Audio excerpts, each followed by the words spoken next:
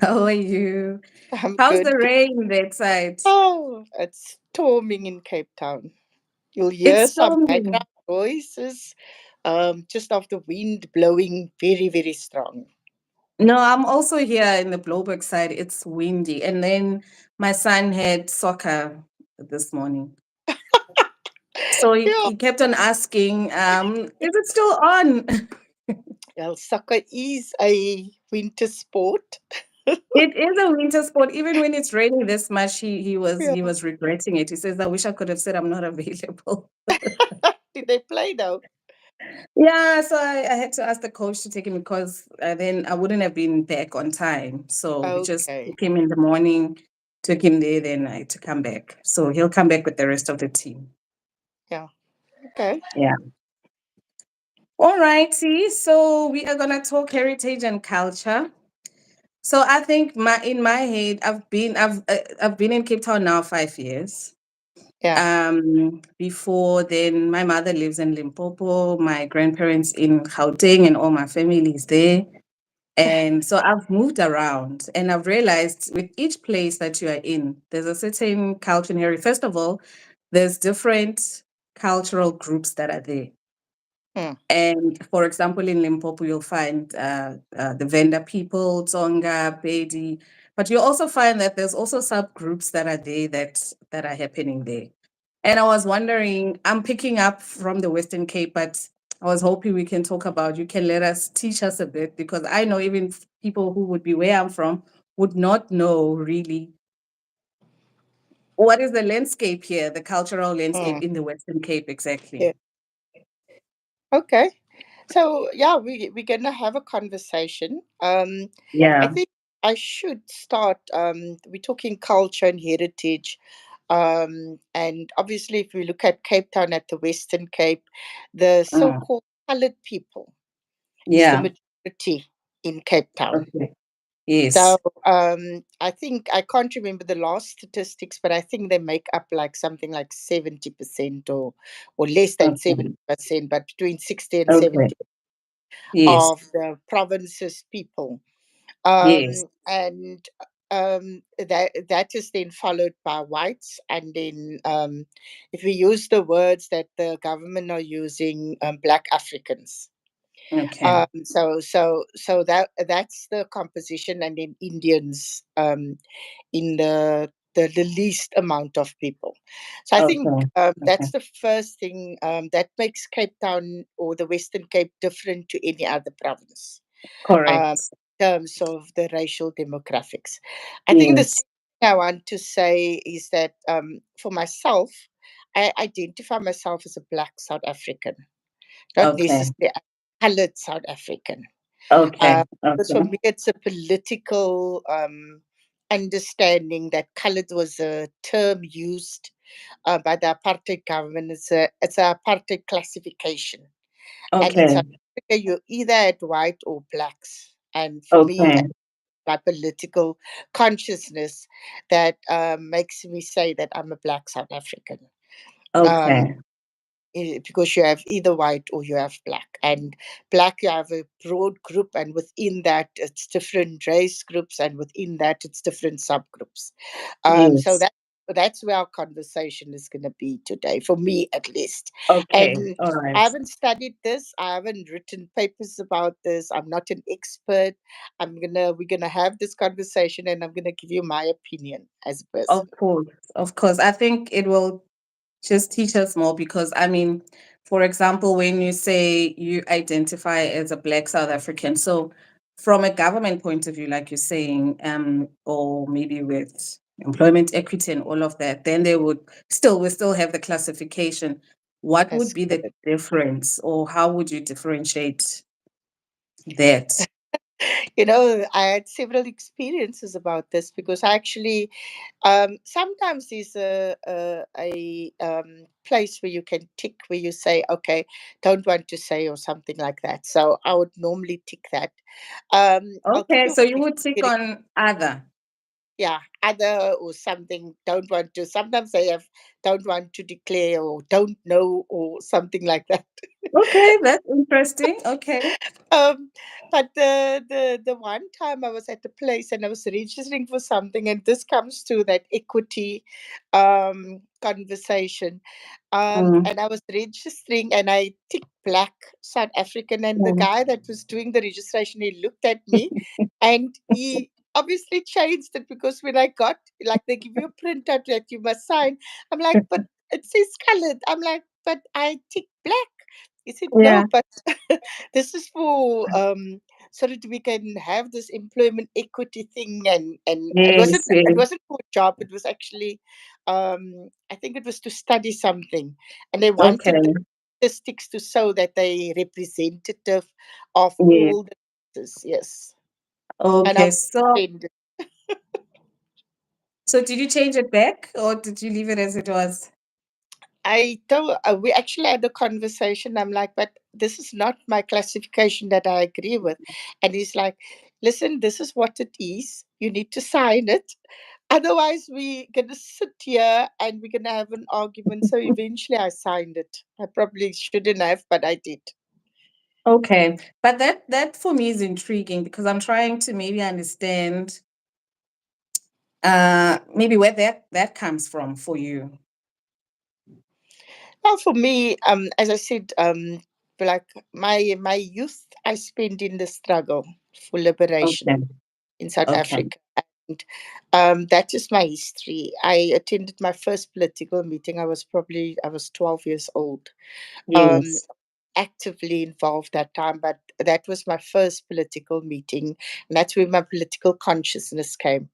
And coming from the Congress movement at the time, we were taught and we've learned and we've argued and agreed that you're either black or you're white in South Africa, because the whites had the privileges, the blacks were oppressed, and amongst that oppression you had different levels of oppression. um, Mm, you went on for different racial groups.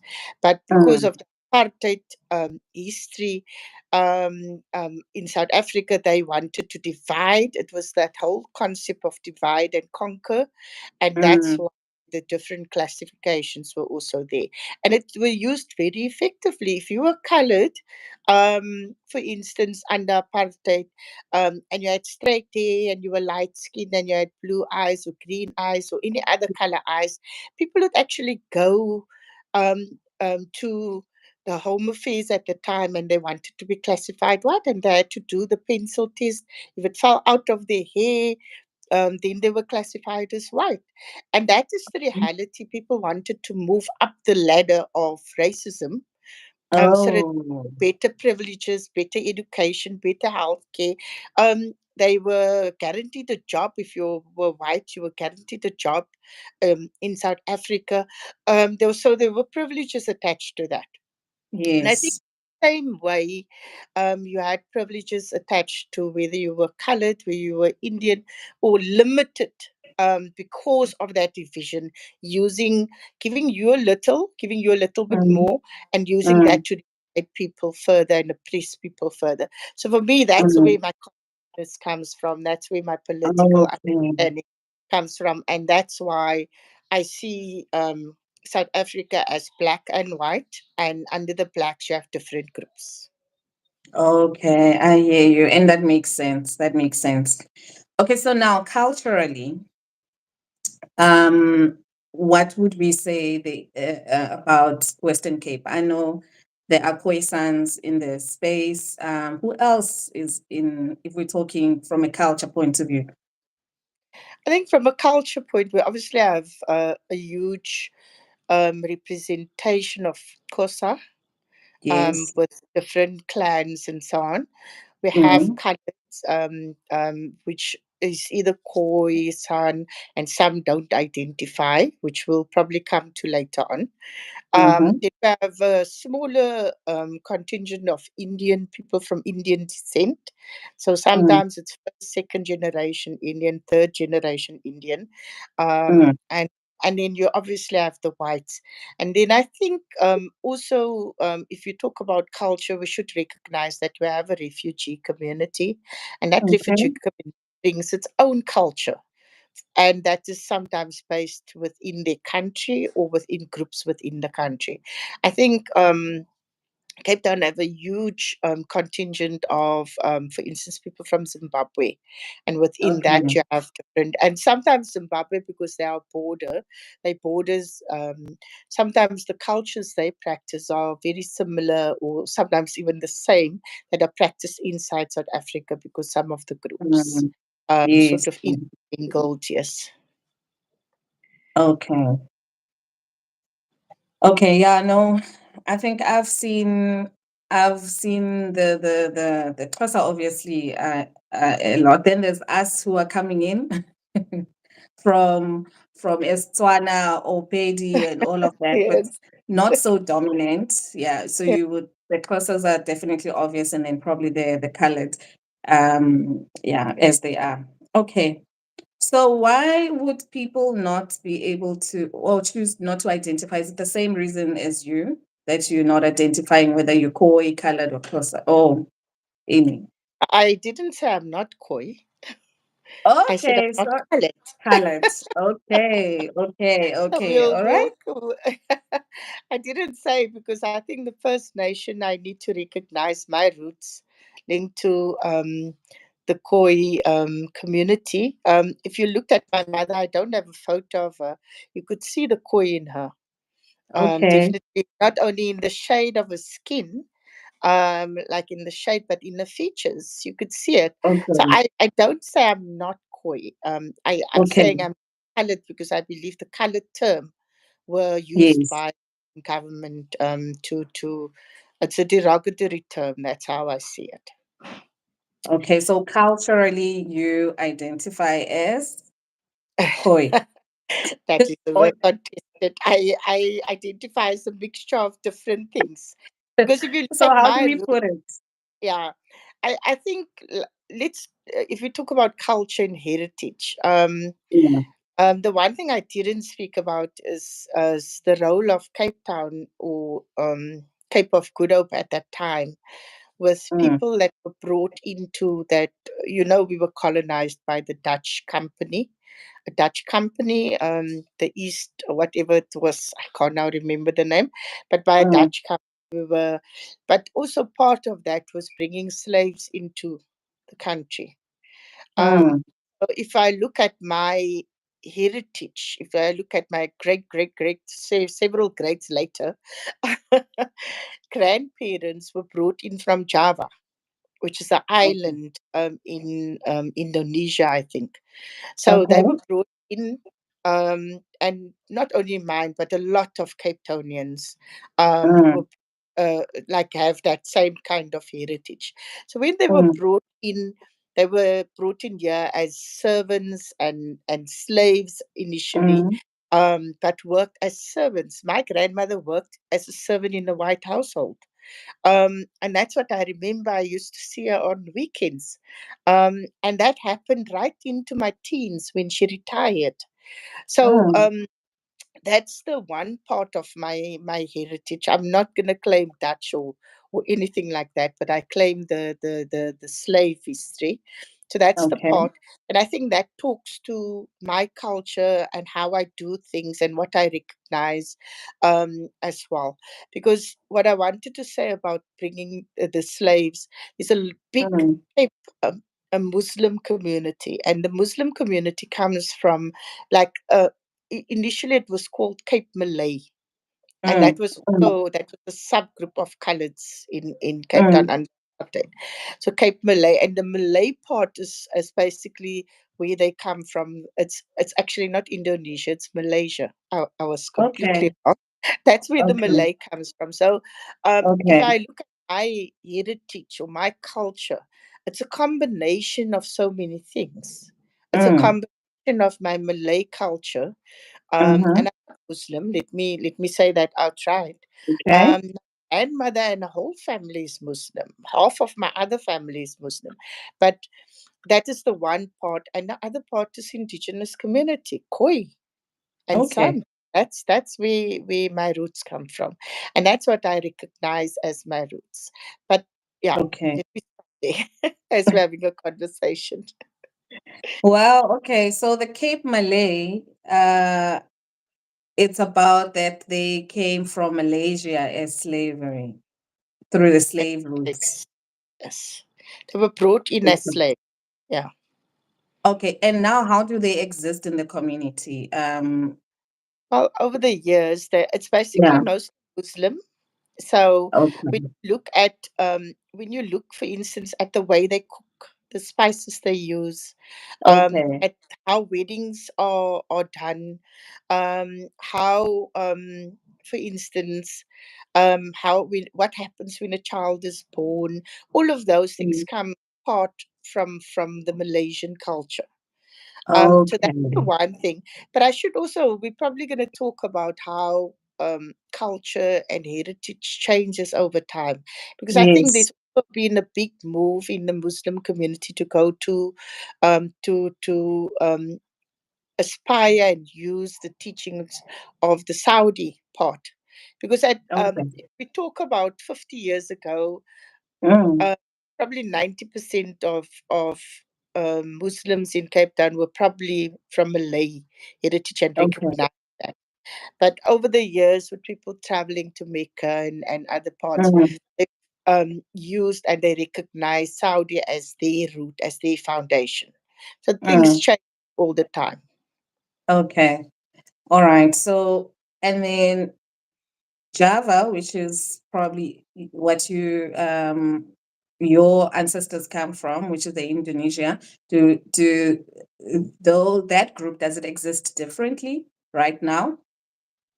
It's still a country, still a island. It's part of Malaysia. Um, and yeah, so it does exist. I don't know how their culture is today, Yeah. um, and how we sort of changed the culture in Cape Town over the last 100, 200 years, because it's that long. Even though the apartheid government recognized that Malay by calling people Cape Malay, Mm.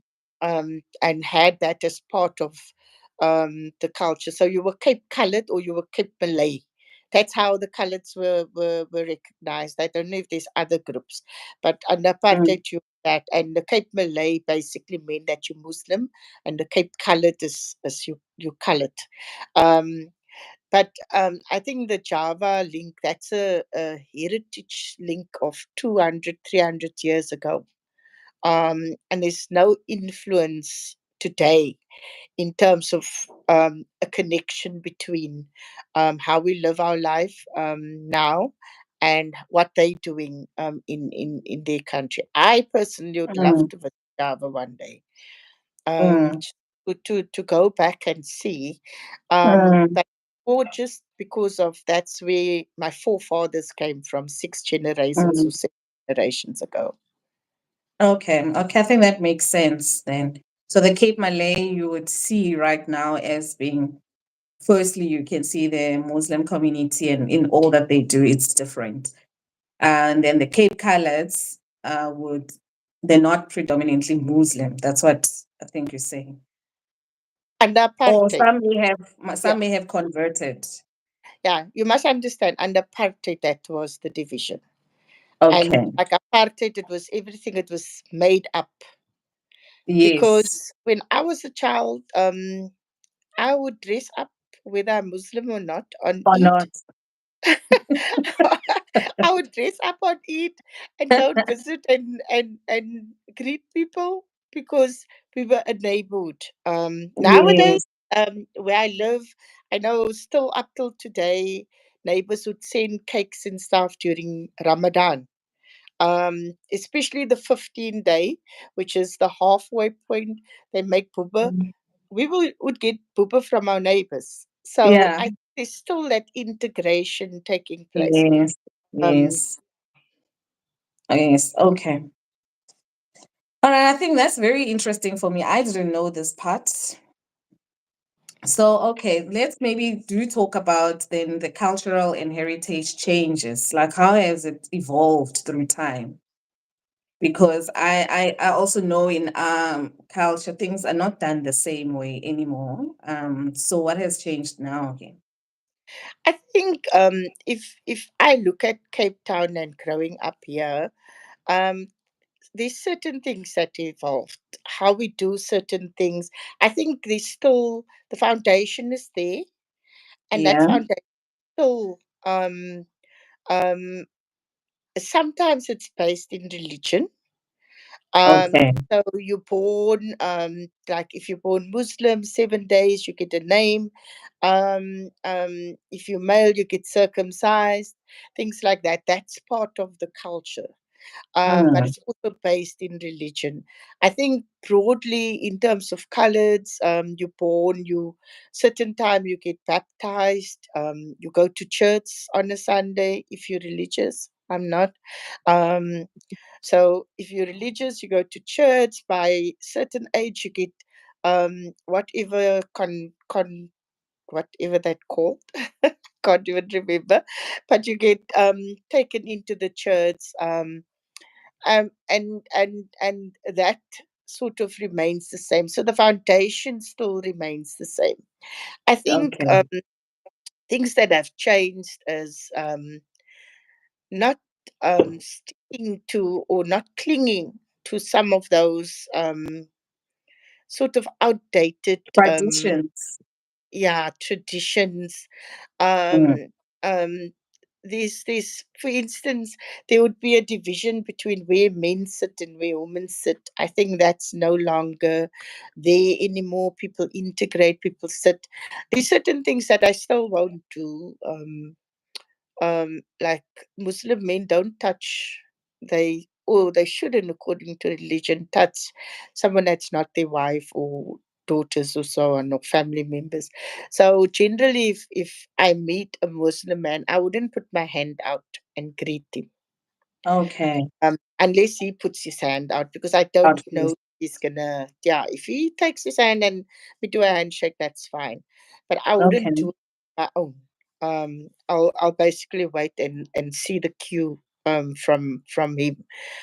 This is now a person you don't know. But Mm, generally, I think the integration is there. People are not so much the even the festivals and things are far more integrated. I've gone to Kosa weddings, mm, and like several of my friends that practice the cultural things when the sun come out of the bush invite us. yes, So yes. there's things like that. There's more integration. I know my husband once had to go negotiate Labola on behalf Oh, of a friend of his. I've I done think that. I've done that. I think just generally in terms of cultures across board in South Mm, Africa, I think it's sort of slowly integrating. I think the foundation is there, that will be unique to that group, that cultural group, but sort of over the years, in probably 1,000 years, we'll have the same cultures and traditions because yeah. sort of assimilated into each other. I think the ones that still, for me, that has also changed is like I mentioned earlier, the way we cook and so on. We still do that, but we integrate far more. Like in our household, for instance, my husband cooks. He does all the cooking. So he will, the one evening I'll come home from work and we'll have some uzu rice or something like that, or Japanese rice or Brazilian food, and so on. So that's how things move with YouTube, such as Mm, your channel and so many other mm, channels. Everything's at your fingertip. yeah. And that in itself also changes people's perception of the world. Globalization is here. It brings everything closer. The one concern I do have about culture and foundations and so on, and I think that's where we fall down in South Africa. I think with channels like YouTube and so on, Mm,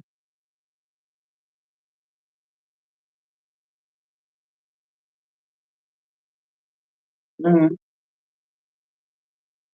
that they forget where they come from. So it's important that we must always remember where we come from, our culture, our heritage, our traditions, where we come from, and we can absorb the others, but we shouldn't assimilate it. But then how do we keep that alive, Brenda? Because of, like you're saying, there's just so much cross use of culture. So anybody can just pick up what they like. And if they don't really like their culture, they may just not practice it. But another thing is, what I feel is that there's no there are no people who are so as parents, we just as westernized. So what do I teach my child? What do I teach my child if my mom, who's the grandmother, is not there, or just as? So I'm not sure where all that is being kept, and Yeah. for Where's people the to learn. storage of that information? Where do we store Exactly. it? So that it can be and can be maintained, because we want a bit of it to be maintained and not to be lost. But where Yes. is it going to be Yeah. kept? I think that's the concerning part. I don't necessarily have the answer of that, but I think as parents, we have an important role to play in Mm, ensuring that our children understand our culture and our heritage, where we come from. They need to know that. They need to practice that. Once they mm, get to a certain age, they can decide, listen, this is not for me. mm. Um, Move on to do other things. I was watching last night. I like to watch this travel things about culture and traditions. This is now completely Okay, off our topic, but that's nice. about the pygmies in the DRC. Sorry, in Mm, Tanzania. It's a mm, small um, group of cultural group of people that lives in the rainforests, and mm, they people were living at the end of the Kilimanjaro, mm, and they had the traditions of dancing and things like that. And you had people dancing from the eldest person in the village to the youngest person in the village were dancing together. And I think mm. that starts where you start transferring that history, that culture, you start transferring it there. And for me, just watching that, and they were dancing for something like 8 hours without stop. Eh? Oh, okay. So that's I said, that's why all of them are so thin. Yeah, Because yeah, exactly. Yeah. There's no breaks where there breaks in there's between to no have snacks. yes, Woo. exactly.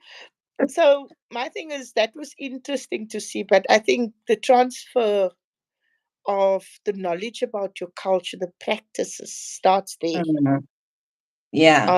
By not only talking about it, but actually doing it and showing it, and getting the young people to participate in it, so that they also understand that and participate. And I said once they an adult, they can decide which way to go, but at least if you can give them the foundation for the first Mm, 18 years, you've given them a foundation. And exactly. maybe they will go off the route of not practicing their culture, but maybe when their Mm, parents they come back and say, mm. okay, we need to pass something on to our children. So I'm hoping that's where it is, that's where it's going. Because I can relate with what I think I had put out a video before on, because the thing is, okay, firstly, religion takes over, Mm, is taking yes. over. Yeah.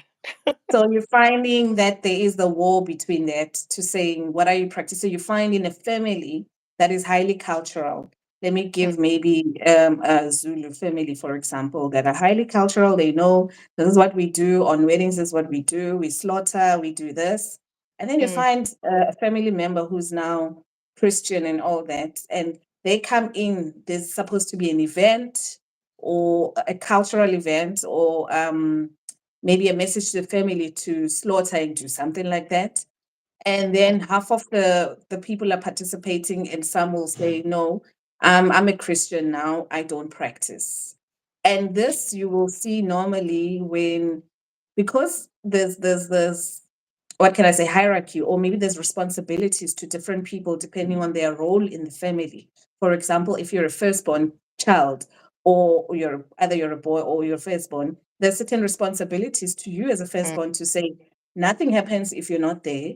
You need mm, to be the one guiding the whole principle, the whole practice. You need to be the one talking to the ancestors. You need to be the so there's different responsibilities based on the your role in the family. Or you, the uncle, this is your mm, responsibility. Or you, the aunt, this is mm, your responsibility. But then because of that choice, then you have that no, I can't practice because I practice a different religion that does not mm, observe this type of practice. mm. Then those things start to fall apart, but also it brings in family feuds, because now you're supposed to be doing this. It's your responsibility. And you're saying, I don't want to do it. So you're not going to adopt it. You're not going to teach it to your children. You're not going to pass it down because you've Yeah. decided on a different path. And probably that's where then we get lost. Like, how much of it can you really still contain and observe, and also maybe the talk about religion, like you were saying, even in the Western Cape, most of the practices foundation wise based on religion more Mm, than the culture. And I don't know how we're going to navigate the two, but definitely it is becoming it's religion and westernization, I guess. You get to the yes. suburb and then we don't slaughter because you can't Yeah. slaughter in the back of your house because there's um what do you call bylaws and Yeah. everything that you need to get signed, that you need to get passed. And at Mm, that time, your culture says when you buy a new house, you must invite your ancestors into your home by slaughtering in the yeah. house. Yeah. So I yes, I know. I'm not gonna say that I know the answer to that. yeah, Because no, I think that's one of those things that will always be there, in terms of that. What I would do, in terms of connections with religion, um like slowly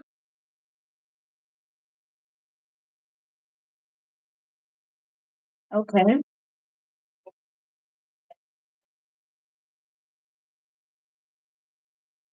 try to make that kind of connection. I know my okay, neighbors have slaughtered. We've slaughtered at our house, and I live okay. in, like, in the city. So Did you do it it late in the afternoon? Do you time it? yes, we did it late in the afternoon. And it was a lamb and or sheep, lamb, whatever, and it was Mm, making a lot of a noise. But even my neighbors opposite, I think they've mm, slaughtered. So for me, in the city, if you respect people's religions, if you respect their cultures, if you mm, respect their traditions, it shouldn't be an issue, even though you have bylaws in mm, place. But on the other hand, I know of people who lived in the suburbs, and then they want to slaughter, and then you have the animal welfare on their case. What about um, um, cruelty to animals? mm. You have people complaining about the color of your house and all of Mm. those things. And those things Really? happen. Yes, yes. In Cape What's wrong Town, with the color of the house now? it's too bright. So you have those things, but I think that that kind of problems will be there irrespective. Mm, I like people will find a way of complaining about anything, and whether it's about you having a livestock which you shouldn't have according to a bylaw, whether you slaughter that livestock, or whether you paint your house pink, mm, someone's going to complain about it. yeah. I think just the future in terms of religion and westernization. I wanted to tell you a story. So, years and years and years ago at my work, Mm, we did this matric revision program. So it was Mm. like we still do it, but that was years. This example is of years ago. So the lady Okay. that's doing the kosa, she's the head of the department, and she came to Okay. do the kosa revision.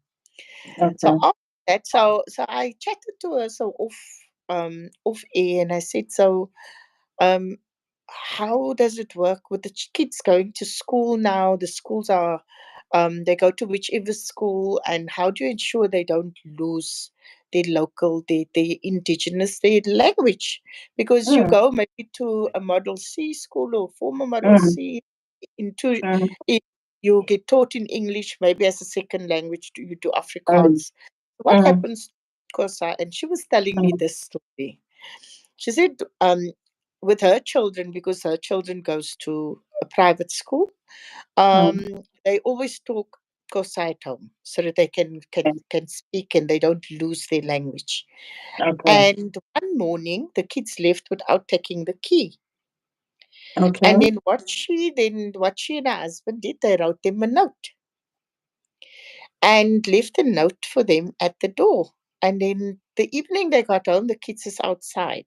It's like, why are you outside? We left you a note. And they said, yes, we got the note, but we couldn't read it. They wrote the note in Xhosa In Kosa. and they couldn't read the note. And Yeah. that is the alarming part for me. Yeah. We we are going wrong. We need to see and ensure not only, and Kosa is one example, but I'm sure you said Yeah. Brenda, for instance, I'm Yeah. sure Brenda have the same risk. Afrikaans, let me use the Western Cape, Cape Town, Afrikaans have the Mm. same risk. I live in Really? I live in Strandfontein, which Yes. is part of the Mitchells Plain area. Mm. Last time, 75% of people spoke Afrikaans in Yes. Mitchells Plain. I also speak Yes. Afrikaans. Afrikaans up to matric. Um, so if you look for a child to go to school now at grade one or grade R level, in Afrikaans, you can't find one school that offers it. Not They one don't offer single school Afrikaans. offers Afrikaans as a first language in Mitchells Plain. Okay. So, So English is taken over now. yes, yes, that's the way everyone's moving. So, but I think that kind of things we need to be conscious of, and we need to take measures to ensure that the languages remains alive. And the same way our cultures, our heritage, the stories must be told, um, so that we don't forget it. Like Mandela was saying, if you don't know where you come from, you're going to make the same mistakes in future. So we Correct. can say the same thing to our culture. If we don't know where we come from, our culture is going to be decimated. Mm. Um, about the decimated culture, we can talk about the koi in the sun and learn from Yeah. that, because colonialism and apartheid decimated. It was decimated the culture and made it um, change people's mindset towards the culture, so that Mm. if you identify as Khoi or San or Mm. any of the other groups under the indigenous, the First Nation, then you Mm. become a ostracized, or people like, what is wrong with you? Why do you want to, exactly for that Western, going towards the Western part? And Mm. I think that is wrong. I'm not a Mm. person that will walk around in a loincloth Mm. and have recognized and bow to a chief or king or queen. I'm not that kind of person, but I do recognize my heritage of where I Yeah. come. Yes, and I think that's important. Maybe I don't even do it enough, because Maybe. maybe we need to learn more. I know a few Khoi words that someone taught me, and that's about it. But maybe So let's yes, talking about the koi. I had the privilege to join one of the events early this month. okay, Uh, yeah, it was the ceremony of the Ngao.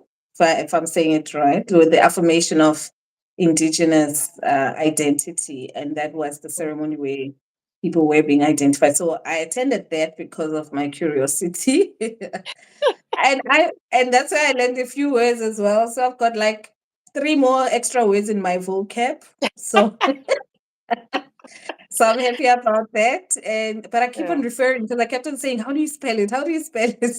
So that it Uh, can make sense to me. So I think I learned a lot. I took my son with, and he okay. gets there and he says, because he's in grade 7, so you know the curriculum has always been talking about the kois and the sun for Mm, a couple of years now. So mm. he's saying, "I thought the kois are supposed to be thin." So he looks at me again and says, "I guess I've been eating." I'm like, "Dude, it's That's when they 2023." were hunter gatherers. Maybe then they were thin. Because his frame of reference is in the Yeah. textbook. And there's Yes. these Yes. people that are thin and that are hunters, and and I Yeah. look at the textbook picture, it's all these, and he's like wondering. So to him, that came alive. Like, no, we're going to meet the people. So it came alive. It's like, what happened? Why are they dressed like this? I'm like, this is 2023. You can't be dressed the same way you used to dress in the McDonald's old. happened.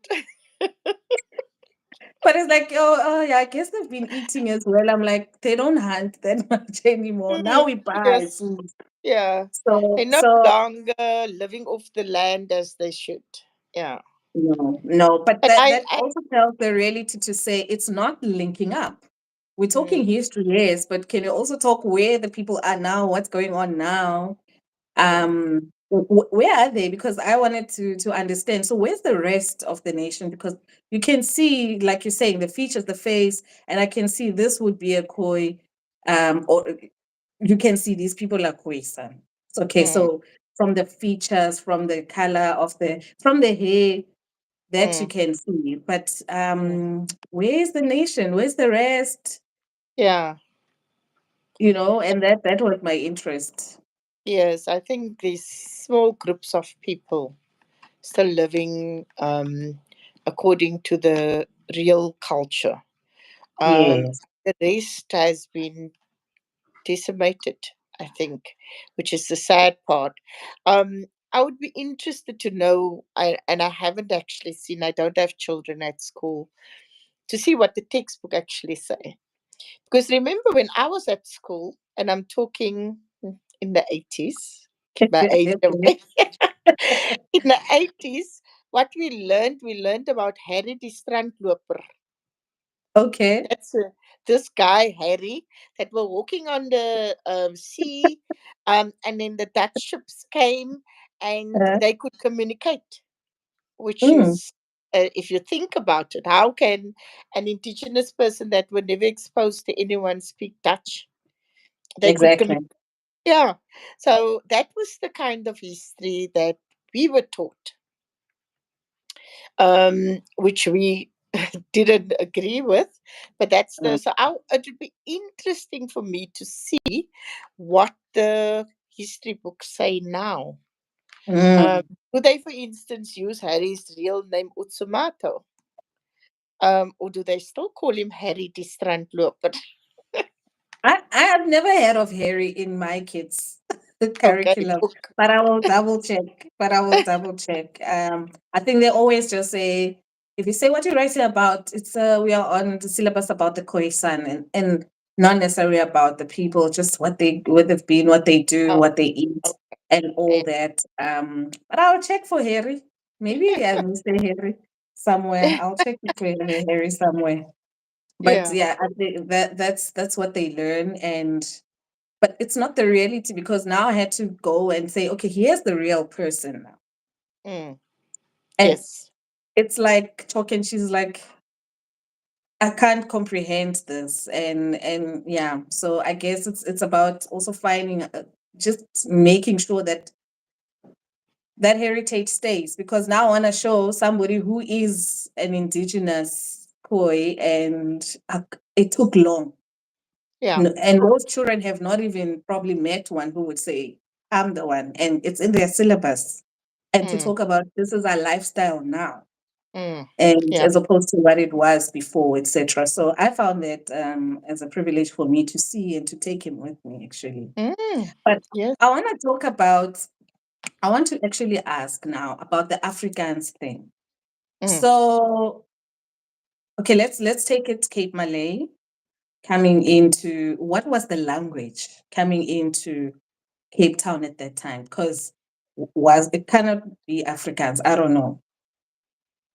Yeah. I think the the language I'm not so familiar with in terms of the history of Yeah, Afrikaans. But remember the Dutch came with, they had Dutch, yeah, and when you look at Dutch, there's a huge similarity between Dutch and Afrikaans. One. yeah, yeah. Secondly, there is other words and like Khoi words that goes across all languages in South Africa, Mm, including Afrikaans, including, for instance, Xhosa.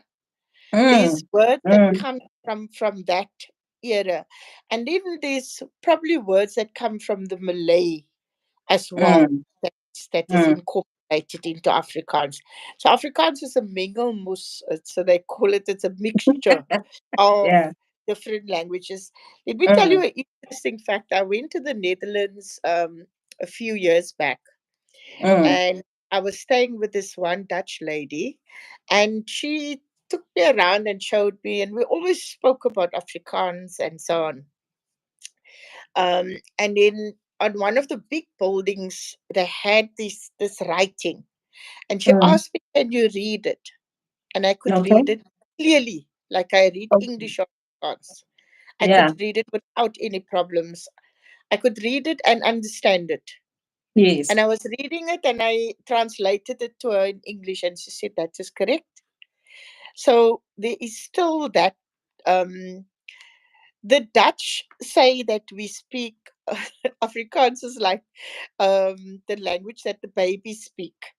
You know, when Okay. children speak, they speak like they can't. Douglas, they put the words backwards and so on. Backwards. Yeah. That's how the Dutch sees Afrikaans. Um, Okay. because Okay. Afrikaans is, it's these similarities, but it's not what they Not speak now. exact. That also comes to, I think, what we discussed earlier in terms of how things change over time. Because Yes. language also changes over time, and Yes. that's probably how the language has changed as well for them. But for us, I think if you look at some of the words, I'm trying to think this. I have a book actually here that has all the words that comes from Khoi and San heritage. I can send you the name, Okay. and you can have a look at that. Yes. So so if you look at that, then there's so many, like pisang. Pisang is Malay. Okay. I'm Pisang now is a thinking, banana. yeah, banana. But pisang is actually from Malay. Okay.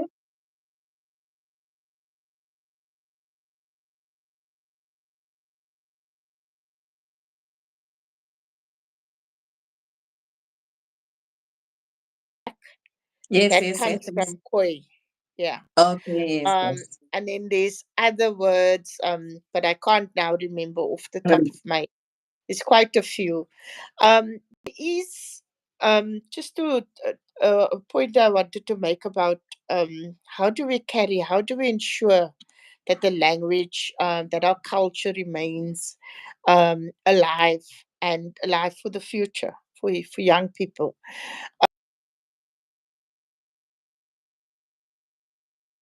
mm,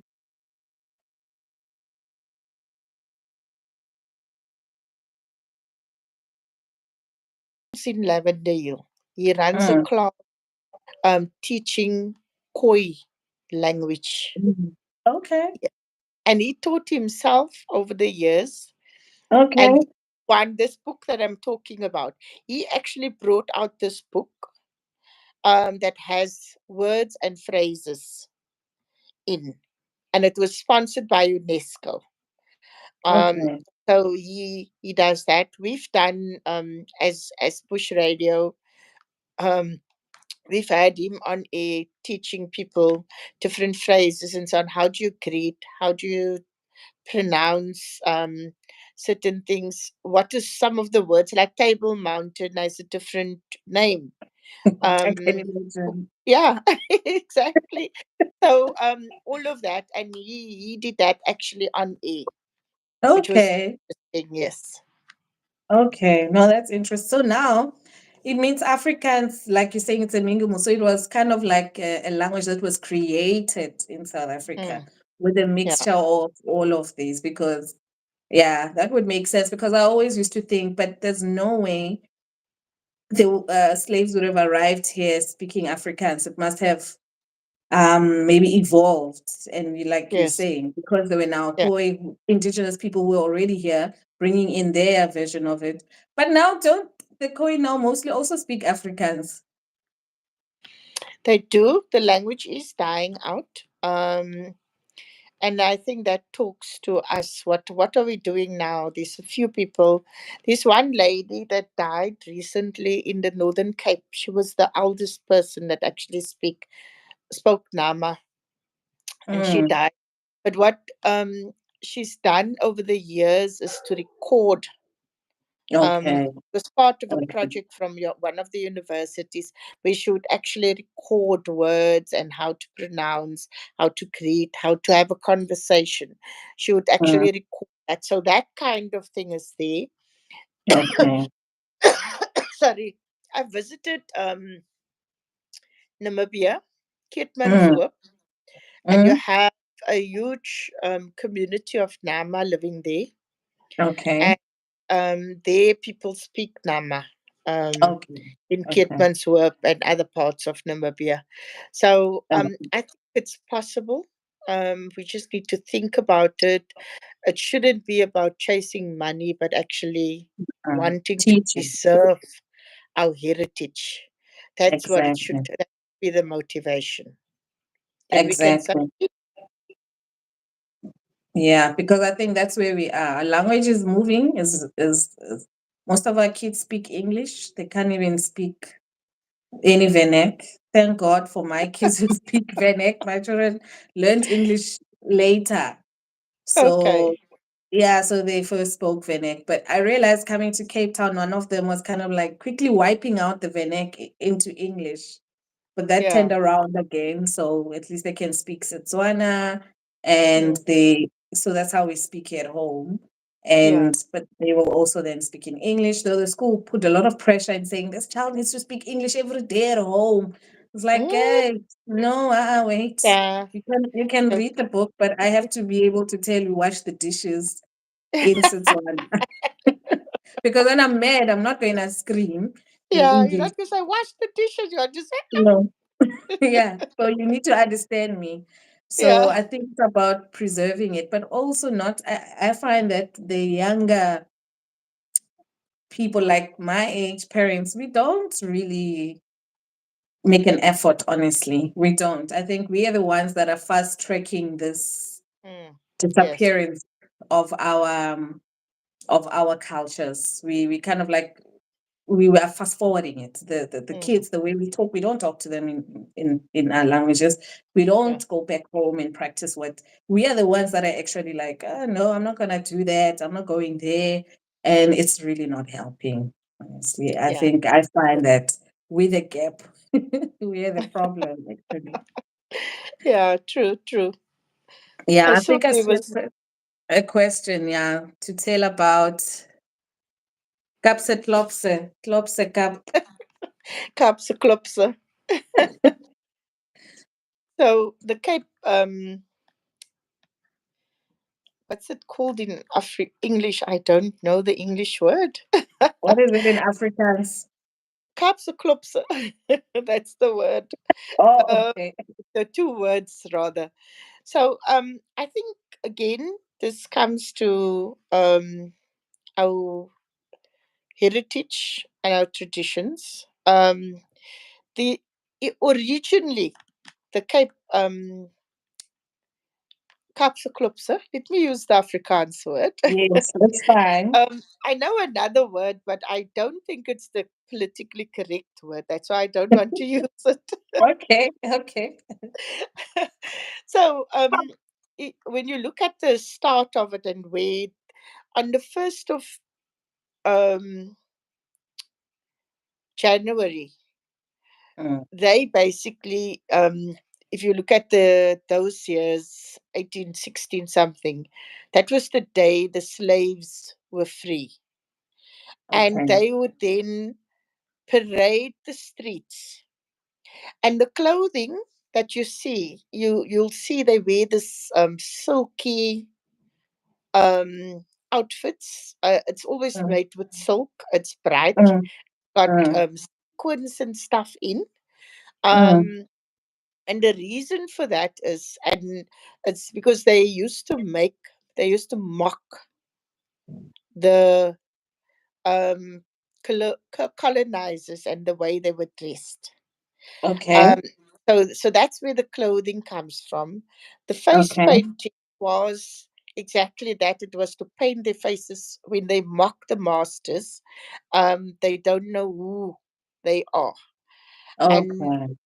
then the procession, the Mm, carnival part, the procession part, that came from on the 1st of Jan, because it was not the 1st of Jan, the 2nd of Jan. It was mm.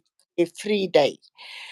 Okay. That's why for me, growing up, I would go to Cape Town on midnight from like it's called Tweede Nuwe Jaar, second New Year. Mm, mm, mm, Um, and we would go to town from like 10 o'clock on New Year's Day, 10 p.m. mm, And mm, we would sit in town right through mm, the night, because the mm, troops, and that's what the groups are called, the troops would walk in the mm, middle of the, and mm, that's part of that. If anyone should say, growing up, how what's a representation of your culture, or what do you mm, remember? That's what I mm, remember as a child, going to, like, 2 3 years old, going to town and sitting there in Wall Street while the troops are walking one by one. And then they go from there and they go to the community. So you go back home and people come and they walk through the streets and you join them and so on. And I think that's the history of um the Cape Kapseklopse. yeah. So it And was really now, it was a celebration of the freedom, but mocking the masters, and that was the one way of getting back at these masters. but it wasn't as fancy as it is now, right? No, it wasn't as fancy. The clothes represented sort of the masters in a mocking kind of way. Nowadays, there's a lot of, like, there's a lot of things that goes with things that, if you look at the clothing, for instance, nobody Yes. knows, like, this huge secret, this secrecy Is about it? your colors. Yeah, your Yes. colors and your Yes. clothing for the year. The Okay. clothing is similar, but the colors, normally nobody will talk about that. Why is And what that? happens? No, no, because it must be a surprise. Okay. Okay. See? And what happens? So you have maybe 100 troops in Cape Town, but you won't Yes. know which colors each of them are choosing until Okay. such time, just before, like you'll see here from Christmas and so on. And you won't find it, like as I said, I live in Strandfontein. You don't necessarily find it here, but you find it Yes. like in Mitchell's Plain. You find the poles, across the poles. There's this pieces of cloth stringed across from one pole to another. When This there's is the street a troop, polls. yeah, and when there's a troop there, and that gives the indication of the colors of what they're gonna wear.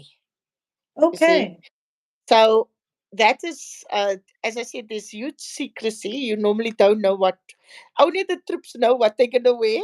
And even within them, they have different colors, they have different Okay. variations of colors. Um, Yeah. So I think the question was, tell us about the Kaapse Klopse. Yes, yes. And that's very That is, interesting. So now the nice part is about people coming to see what the troops have decided and yes, watching the parade and all that. yes, So it exactly. always But I happens on think the second. Is it always on the 2nd it's of happening January? second year. Well, we had some problems the last few years with adapting. This is part of, I think, where people complained, and this is where the political part comes in. It should Mm, happen on the second, but I think in the past the city wouldn't give permission.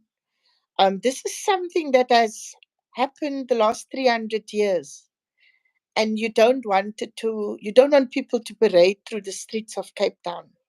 They don't want the people to parade around down Adley Street or Well Street, where they've been parading for the last 300 years. You see, mm. and that's where the political comes in. I hear you. People are moved to Athlon Stadium or some stadium. This is something that now our children doesn't have that Mm, experience. I can't mm, remember when a troop came past the area where I live. So my children mm, didn't grow up with that.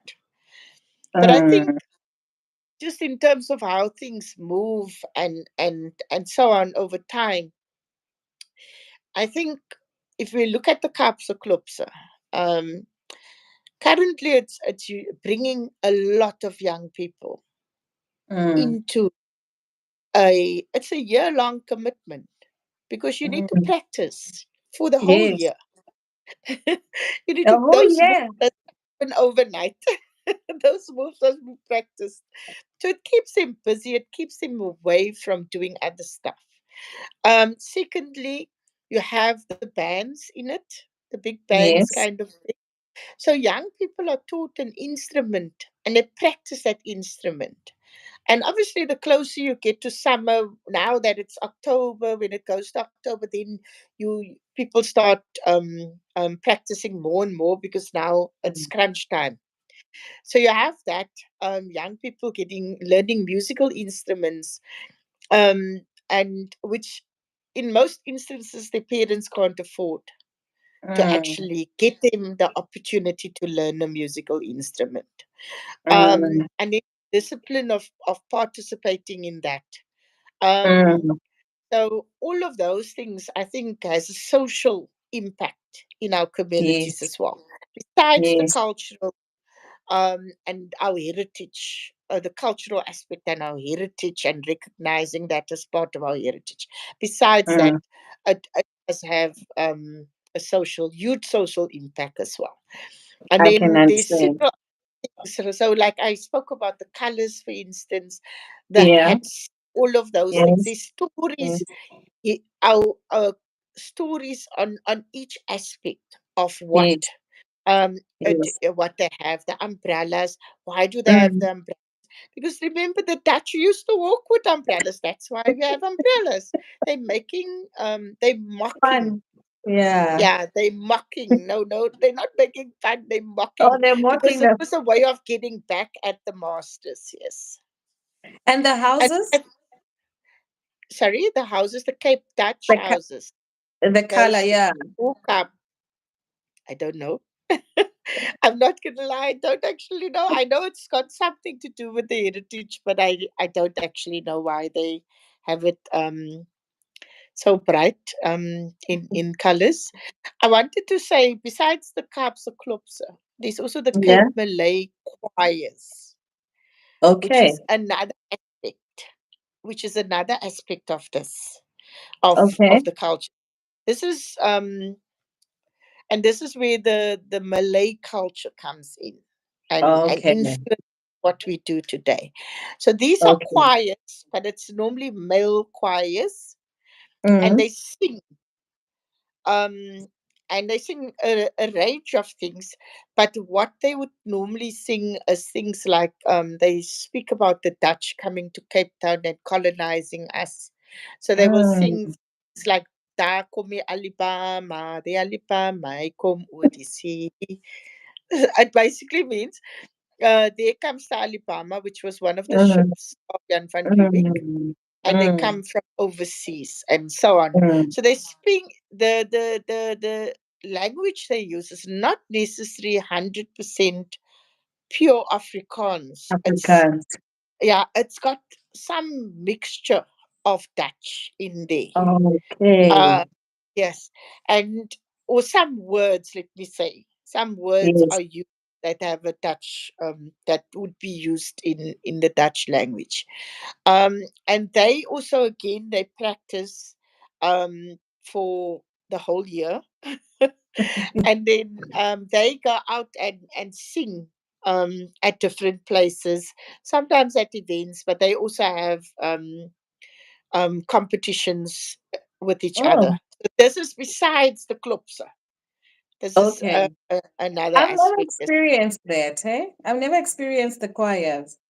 Yeah, you must just check on YouTube. Just say maybe Cape Malay choirs, and then Okay. you will find it. Yes, and you'll find the funny thing is they wear this cap, this red felt cap. Um, and this felt cap actually is from Malay origin. So they Oh, wear this. Yes, yes, they wear this cap with the little toggle. That comes from there. I saw another question. yes, about District 6 What about? Because I talk and how about it the affects culture then and now. okay. I think District Six was a community in Cape Town on the Mm, slope of Table Mountain, and it mm, was really an integrated community. So you had people um, from different religions, different cultures, and different races living there. You also had people like even like foreigners, British and so on, were living there, and it was this community, ideal community on the mm. slopes of Table Mountain. Okay. And when I spoke initially, I said how our culture that sometimes based in religion um, are practiced across communities. And I Mm, said mm, like my neighbors would, for instance, send me stuff, Booba night. They will send Booba and things like that. Um, and I think in District 6 that was the same. You had Muslim, you okay. had Christians, you had Jews Okay. living next to each other without any problems. Okay. Unfortunately, with the Group Areas Act, which is the apartheid's part of the Yeah. apartheid laws, the Group Areas Act said that District 6 is a white area. I declared it Okay. as white community. So people had to be moved from District 6 to other areas. So in communities on the Cape Flats, you find groups of people who used to live in District 6. So in Okay. Lavender Hill, for instance, Mm, people were moved, forcefully moved mm, from District 6 to mm, Lavender Hill. People were mm, moved from Bonteheuwel, from District 6 to Bonteheuwel. People were mm. moved from District 6 to Mitchell's Plain. And in Okay. Mitchell's Plain is the area in Lentegeur where there's several communities that were moved at the same Mm, time. mm, Um, mm. and they live there close to each other still today. Okay. Um, and that was the very bad history and violent history of Mm, apartheid being dividing people and saying mm, that because you're colored, um, mm. you You need don't to belong here. move. Yes. And it wasn't only coloreds, it was blacks, it was everyone else that shouldn't be there because it was a white, declared a white area. If you look at District 6 today, Yeah. people are slowly moving back. For years, nothing happened there. Um, Okay. and there's a lot of people, that's a very painful part of our history. Even today, older people, because what happened with District 6, people weren't sometimes informed they're going to be moved. A truck would arrive, they would take their stuff and pack it up onto the truck, breaking stuff, throwing stuff, not caring. and people were just forced to get on the truck and we're going to take you to where you're going to live. So that Mm, was the history. I think in terms of culture, District 6 is the one example where, not the one example, because there were several communities like that across mm, Cape Town, but it was where people respected each other's yeah. cultures, recognized the Mm, culture, and sort of mixed and amalgamated, not amalgamated, but sort of um, celebrated each mm, other's cultures. mm, Um, I think breaking that up was probably, um, besides the history of apartheid and so on. Um, it was probably breaking up what a future South Africa would have looked would like. have been like, Yeah, would have been like. That's what happened. yeah. In terms of how it affects our heritage today, I think it's sort of um, broke up that future, because we would have had a ideal sort of situation Yeah. where people's cultures, heritage, we all live it and we all recognize it and we all celebrate it Mm, in the community. And the Group Areas Act basically took people, you Cape Malay or you Cape Colored, you live there. You Black African, you go live there. You Jewish, you can stay here, and so on, and split that foundation of district, mm, split that foundation into racial mm, uh, blocks, basically. Um, yeah, so I think that's the impact for me on. mm.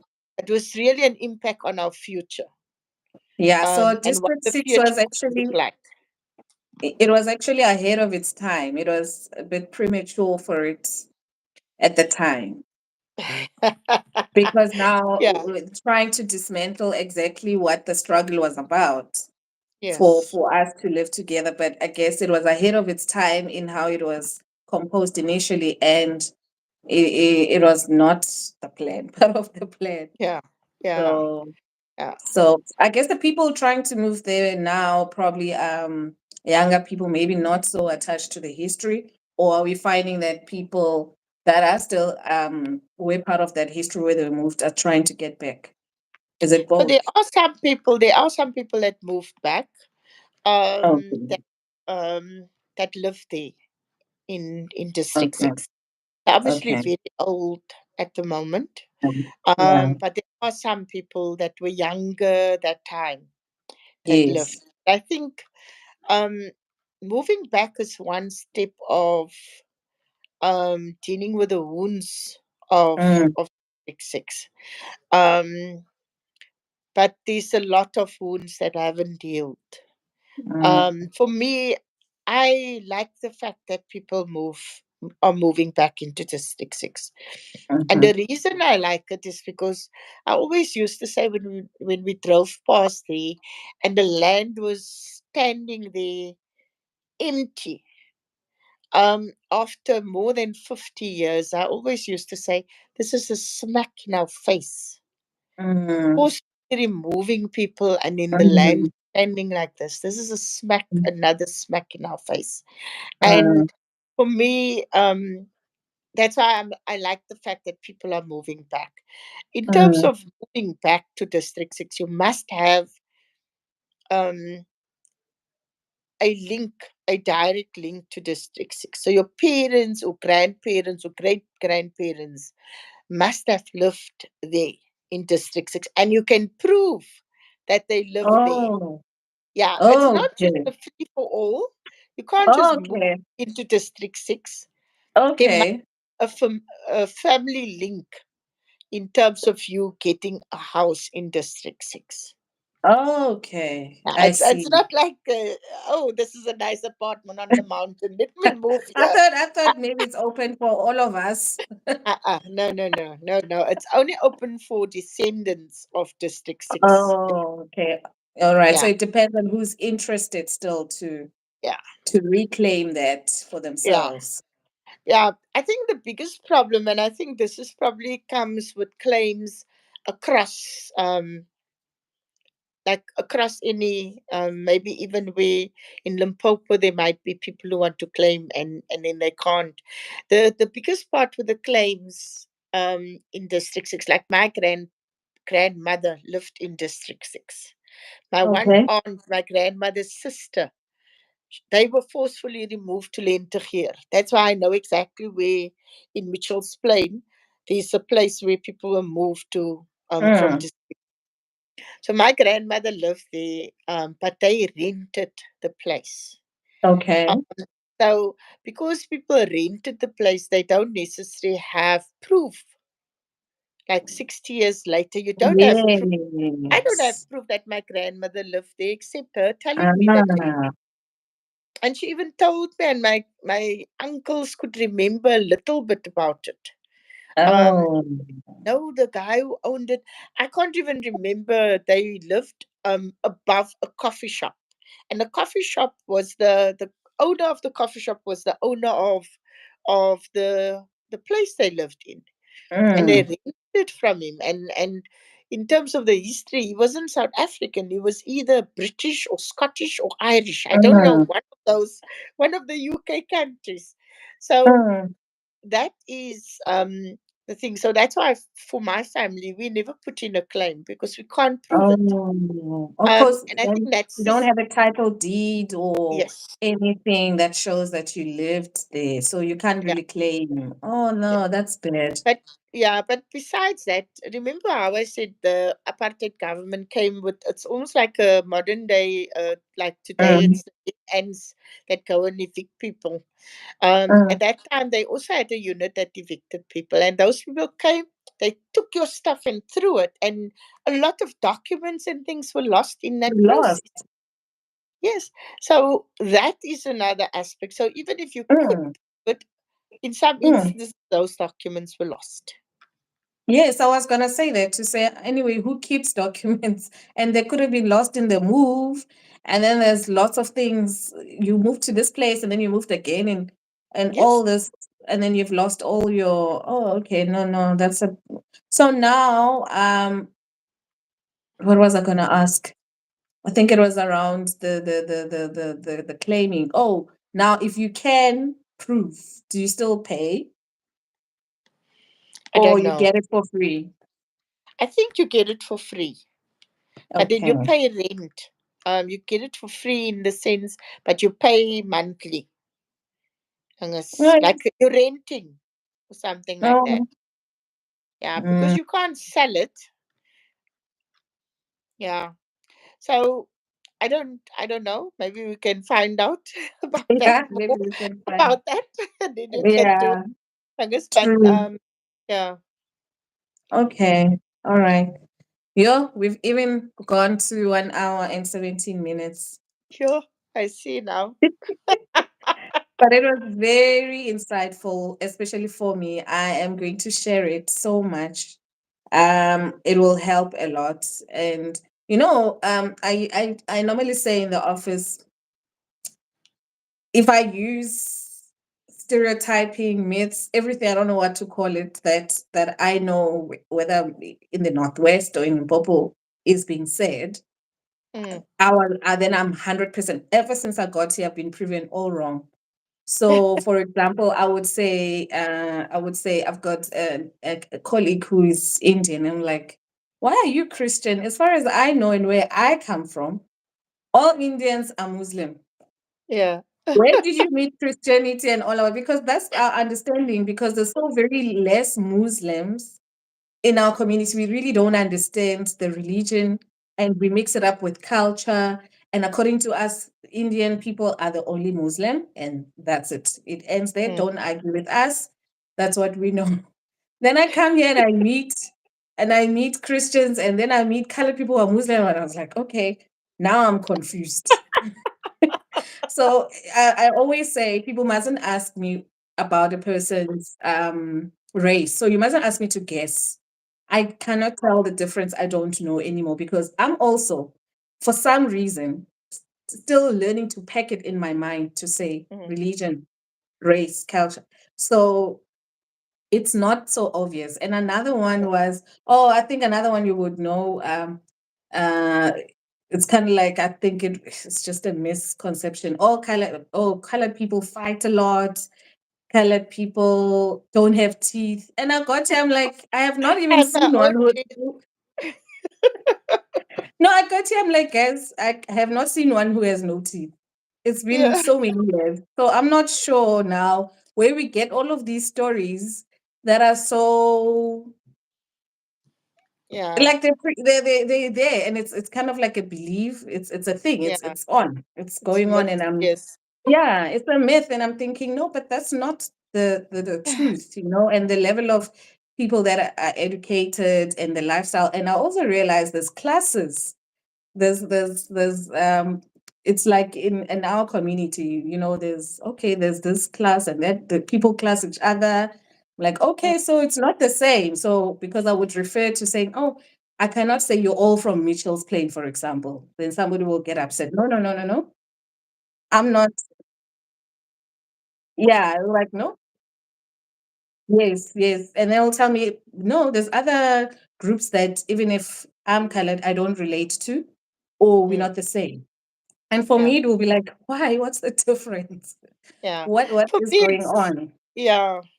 I agree with what you're saying. I think there's a lot of myths that exist on about colored people.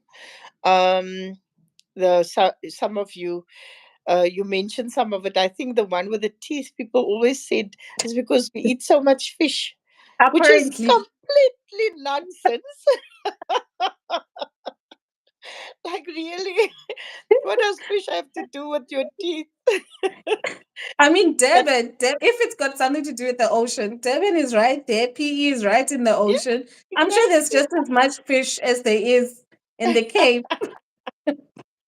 Yeah, it was actually some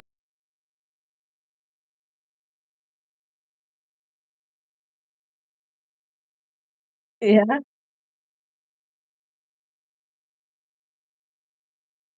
teeth in. I never understood the logic of that.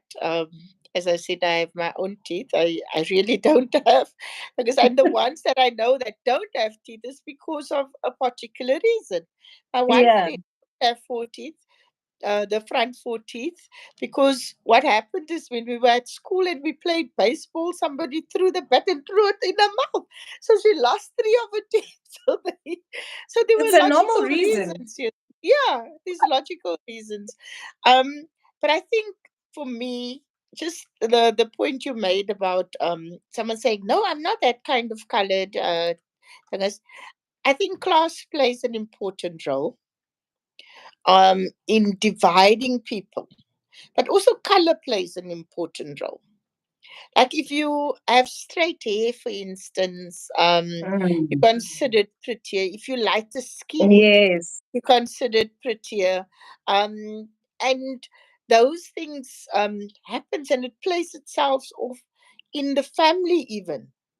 If boys, for instance, are considered more valuable than girls, and I think this, we always used to like, I've got a brother, older brother, and we were three girls. And I'm the second eldest. And my brother would always get all the privileges, and we always said he's the blue-eyed boy. He doesn't have blue eyes, not at all. But just that thing, he's yeah. the kind of blue-eyed boy, he gets everything right. Mm. And I think that comes to talks about religion sometimes, and just talks about Okay. socialization in terms Yes, of the boys being more important than the girls. and Because girls. our parents, like my parents, didn't have matric. Yes, Um, and most of them left school at standard two because they had to go and work so that their brothers can study. That's the yes. history of my grandmother. As I said, she was a domestic worker. She worked Mm. in people's homes. But when I look at all the children, she had I think there were eight together, one girl, and 7 boys.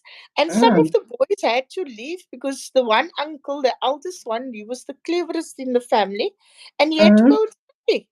And he eventually was a professor. He studied, he taught, lectured at both University of Pretoria as well as UWC. mm, Um, so that people come from that. So there's a lack of education, one, formal mm, education, and mm, what then becomes their foundation is religion, and they use religion mm, where the males are being seen as the breadwinners, and they must be, you must put as much as you can because then they will create a stable home. mm. But the other thing, I wanted to just say one thing about what you said. One of the colleagues was saying, no, I'm not that type of colored kind of thing. Um, I think that for me, that still comes from apartheid. You know, Okay. where I said at the beginning, if you had straight hair and you were light skinned, then they would go to home affairs and do the pencil test so that they could be classified as white. Um, and people, you have those divisions where people want to be seen as better off as what they Yeah. are, no? As the counterparts, or others. And then I really think that's something we haven't overcome in terms of our Oh. past. I really do. Um, and I think that I don't know how old this colleague is, but that comes from there. You want to be seen as a little bit better than others. Mm. Yeah. Mm. But I think in my case, I didn't understand whether it was about being better because or not, or is it about I think I felt that maybe, and it becomes difficult to ask because some people are very open Yeah, and and some some people are very not. offended. Yeah, some people are super sensitive, Yeah. and you don't know which one to go with, you know. And Mm. there was this one guy specifically who was very open because I wanted to understand why is there, because I just pick up tones, you know, Mm. because that's where I think I have the most community around me. And then I picked up, and then one gentleman will be open, and others will be a little bit, I know, you know, you don't understand. I'm like, yeah, I don't understand, but this is an opportunity for you to teach me and make me understand so that I'm not always wrong and always afraid to speak. If I understand clearly, then I'm able to be correct. Mm. So, and then maybe one gentleman will take me through it. No, this is why, this is where the classes actually took me through the whole ID book to say, these are also how it was classified, you know. This is, so there's also that. So I agree when you talk about the political space to say there was that classification, and even in the groups depends where Cape Malays are. So it's kind of like, no, I'm on top of you, my number is better than you, I'm better than the Indian, I'm better than, and then all the Africans or blacks are 0 0 at the bottom, Yeah. and I think there was like 7 layers or Zero something zero like one. that. 0 1, yeah. So I was thinking it was about 7 or something like so. Then you will get that understanding, because for me it will be like, but why do I feel like there's differences, but I'm not understanding why there's kind of like hierarchies, differences, preferences, Mm. and also cliques Mm. with certain groups again. So I wouldn't understand where does it come from. But yeah, I think this is a learning journey for me. Yeah. I got a lot from you today. I get a lot from work, and I will still continue to understand so that we can relate and understand about each other and respect each other, Mm. and like just be graceful with one another. It's not about Yeah. really judgment, but it's just about how do I respect you um properly. Yeah. Like, how do you want to Thank you. identify? Let me Yeah. understand. Okay. Yeah. How do you live your life? How do you not Mm. want me to? It's really for me about understanding that so that we're more respectful and open-minded and that type of a thing. Yeah. Because I can't still sit in denial all the time and I'm scared to talk. Like, can I just understand what is the Yeah. yeah. Yeah. So I no, apartheid has still got a lot to. I could see that. but I also didn't really, I mean, you gave me a lot of history in terms of where it starts, how it comes in, and also just understanding the politics, or maybe not politics, but the history around Cape Town. Mm, And that's yeah, very helpful. yeah. Okay, Yeah. it was a pleasure. I hope this It was conversation, my pleasure. yeah, at Thank least you helped very with the, much. yes. Keep warm. We are freezing up here. Oh, yes. Yes, it's very cold. I think I'm gonna get back under the blankets. Yeah, me too. I think I'm gonna binge one last series before tomorrow. Yeah. Thank you very much. It was such a pleasure. I am truly grateful. I've been saying thank you, but I really, really am grateful for your time and for your knowledge and for just joining us here today. Thank you. It's a pleasure and all the best for you. All the best to you too. Bye. Bye.